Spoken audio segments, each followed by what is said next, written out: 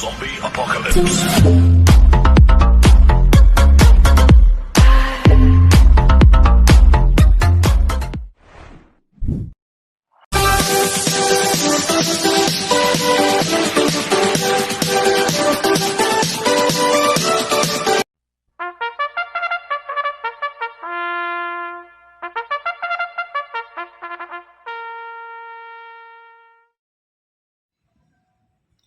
Magandang araw po mga bayang karerista.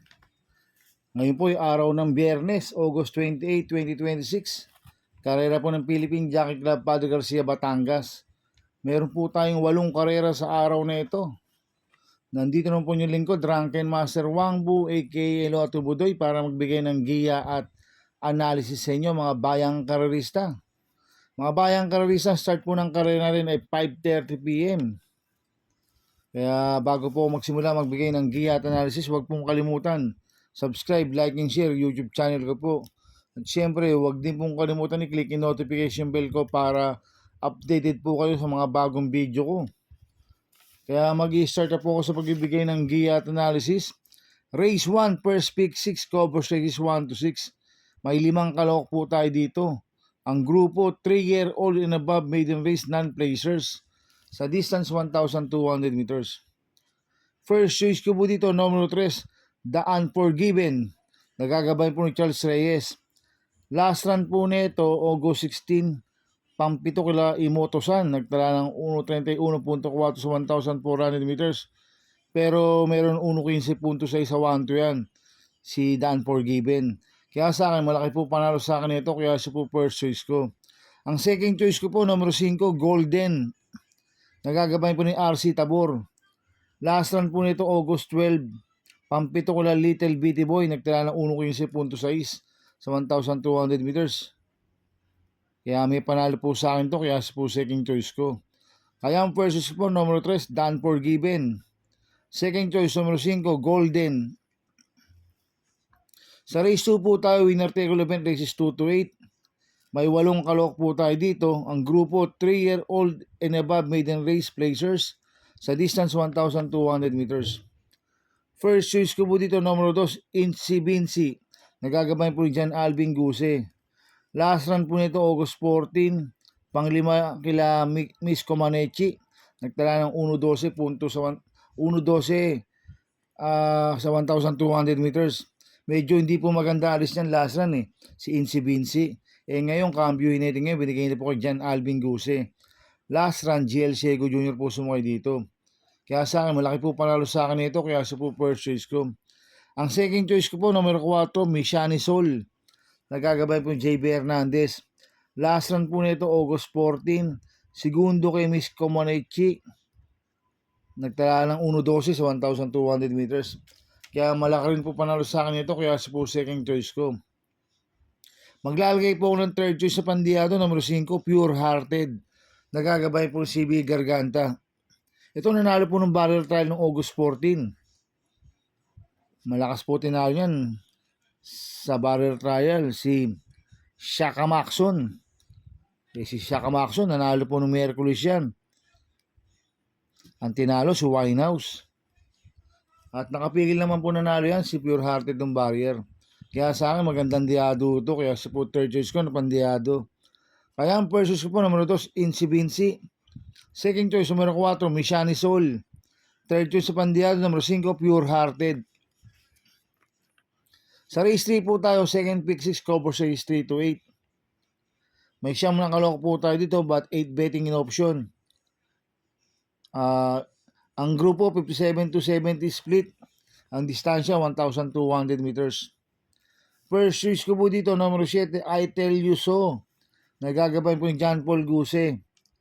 Last run po nito, August 12.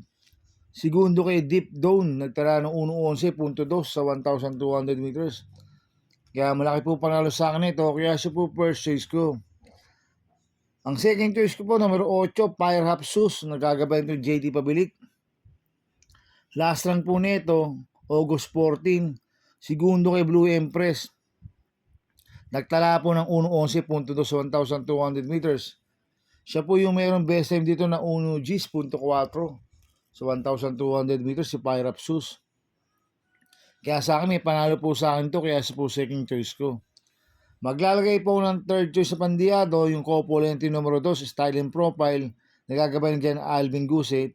2A Kai, nagagabay po ng NJ Esteban. Last lang po ni Style and Profile noong August 16. Tercero ko lalaki game, nagtala ng 1.24 puntos sa 1,400 meters. Cambio natin ngayon, binigay na po kay Jan Alvin Guse. Last lang RM Garcia po sumakay dito. Last lang po ni Kai noong August 14, bugaw kila Winpool, nagtala ng 1.13 sa 1,200 meters. Kaya itong component yung numero 2 sa to, magandang diado to, kaya sila po third choice ko. Kaya ang first choice ko po, numero 7, I Tell You So. Second choice, numero 8, Pyrapsus. Third choice sa Pandiado, component yung numero 2, Style and Profile, 2A Kai. Sa race 4 po tayo, pick 5 event, races 4 to 8. May 8 kalok po tayo dito, ang grupo 17 to 41 split. Ang distansya 1,200 meters. So solohin ko na po ito, numero 8, Ruby Bell, nagagabay po CB Garganta. Ito mababa po sa laban to. Napanood ko po barrier na ito, August 12. Nanalo siya, tinalo niya si Katsinda Credel. Bad track po yun, nung nag-barrier trial po si Ruby Bell, nagtala ng 16.2.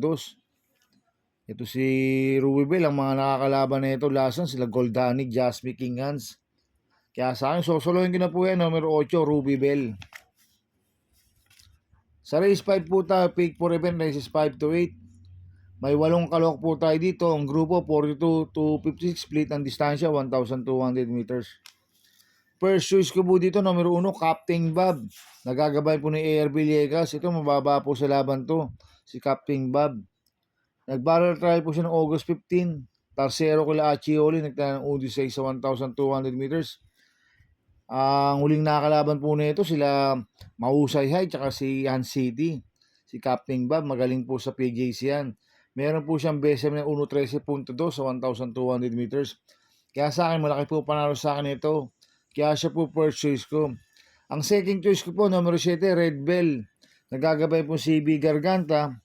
Last lang po nito noong August 14. Segundo siya sa kay stable mates niya, kay Queen Bell. Nagtala ng 1.14 sa 1,200 meters. Kaya sa akin, may panalo po sa akin to. Kaya siya po second choice ko. Kaya ang first choice ko po, numero 1, Captain Bob. Second choice, numero 7, Red Bell. Sa race 6 po tayo. May 8 kalok po tayo dito. Ang grupo 17 to 41 split. Ang distansya 1,200 meters. First choice ko po dito, numero 1, Margo. Nagagabay po yung JL Lazaro. Ito, bagong baba po na rating based system si Margo. Last lang po nito, August 12, bugaw kila Eugene Bell. Nagtala 1.17 medyo sa 1.2. Pero may BSM ng 1.14 medyo sa 1.2 yan si Margo. Kaya malaki po panalo sa akin ito. Kaya siya po first choice ko. Ang second choice ko po, numero 3, King of Sipokot. Nagagabay po yung JB Pilitro. Ito, last run po nito, July 15. Tercero ko lang Glendas Magic, nagtala ng 1.13.2 sa 1,200 meters. Cambio natin ngayon, binigay sa apprentice kay JB Pilitro. Last ng King Flores po sumakay dito. Kaya may panalo po sa akin to, kaya sa po second choice ko. Maglalagay po ako ng third choice sa Pandiado, numero 7, Mikos Special. Nagagabay po ni Peter Guse. Last run po nito, August 15. Panglima kay Limon Sudan Pulse. Nagtala ng 1.30 medyo sa 1,400 meters. Pero meron 1.15.8 sa 1.2 yan, si Mikos Special. Kaya sa akin siya po yung third choice ko na Pandiado. Kaya ang first choice ko po, numero 1, Margo.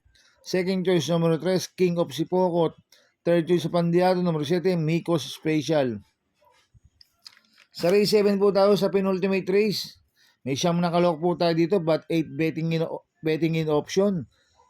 Ang grupo 57 to 70 split, ang distansya 1,200 meters.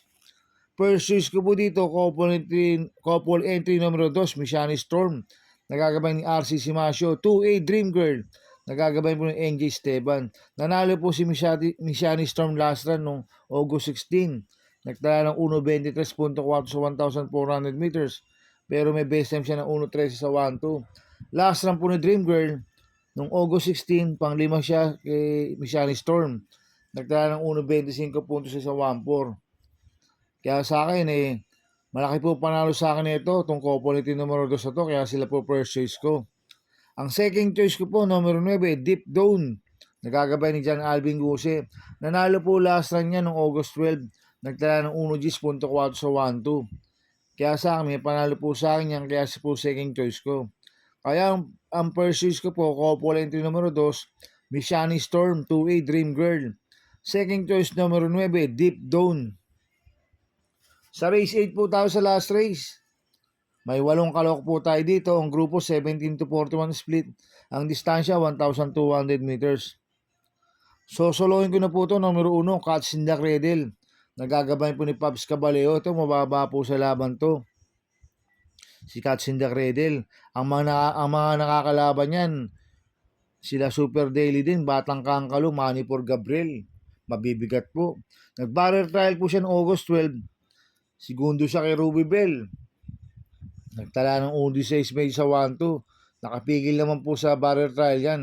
Si Catch in the Cradle. Kaya sa akin, soloin ko na po yan. Numero 1, Catch in the Cradle. Good luck in Happy Racing mga bayang karerista. Inuulit ko, ito gabay ko lang at analysis ko. Pero pagdating sa tayan, kayo pa din masusunod. Sana iswertihin tayo at magsitama. Kaya good luck po sa ating lahat mga bayang karerista. Mga bayang karerista, shoutout muna ako. Happy Racing po sa mga boss ko, kay Boss Toto de la Cruz, kay Boss Manuel Chua, kay Boss Manny Caprice, kay Boss Godo Predo, kay Nunong Rigor Costada. Happy Racing sa Kuya J2 OTV. Kay paring John Aguilar po yan, yung OTV ng Kuya J2 OTV. Happy Racing po sa mga kagrupo ko sa Team Budoy. At happy racing din po sa mga kagrupo ko sa Ping Ping Boys. Kaya mga bayang karerista, please subscribe my YouTube channel at Budoy 2.0. At sana lagi niyo pong panoorin yung ads ko, huwag niyo pong skip. Kaya maraming salamat po sa inyo and God bless.